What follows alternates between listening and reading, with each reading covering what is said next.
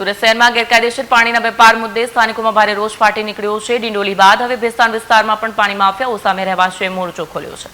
મળતી માહિતી મુજબ ભેસ્તાન વિસ્તારમાં આવેલી મંગલમૂર્તિ સોસાયટી નજીક ગેરકાયદેસર રીતે 8થી વધુ બોરિંગ બનાવવામાં આવી છે અને ત્યાંથી મોટા પ્રમાણમાં પાણીનું ખનન થઈ રહ્યું છે। આ પાણી ટેન્કરો મારફતે રાત દિવસ વેચવામાં આવી રહ્યું હોવાનું સ્થાનિકોનો આક્ષેપ છે। લાખો લીટર પાણીનું દૈનિક ખનન કરી મિલો અને અન્ય વ્યવસાયિક એકમોને સપ્લાય કરવામાં આવે છે।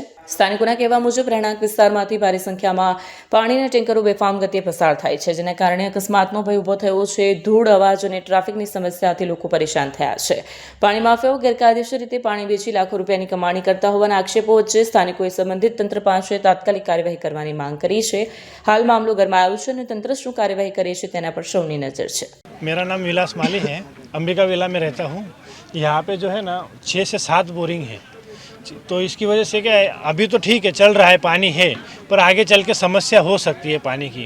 और यहाँ पे ये जो टैंकर भर भर के जाते बेकायदेशीर, तो ये मिलों में पहुँचाते हैं, तो ये अनुमति नहीं है तो भी मतलब ये चल रहा है भाई। जैसे वो जो मानसी वाला बंद किया तो वैसे भी ये बंद करना चाहिए, हमारी मांग है।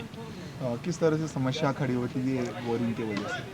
क्योंकि रोड पे भी मतलब टैंकर बहुत से जाते हैं तो बेभान जाते हो, और रास्ता बहुत बिल्कुल ख़राब है, तो उसकी वजह से क्या आने जाने वालों को भी तकलीफ़ होती है, छोटे बच्चों को भी तकलीफ़ होती है।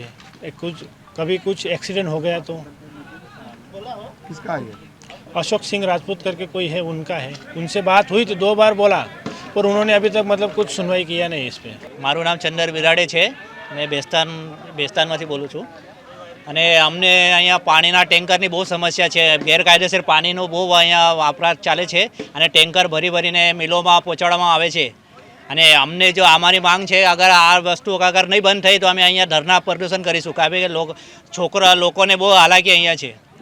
કેટલા બોરિંગ અહીં આવેલી છે? બોરિંગ પાણીનો વેપાર 7-8 બોરિંગ આવ્યા છે અહીંયા, અને લોકોને બહુ હાલાકી છે પાણીની।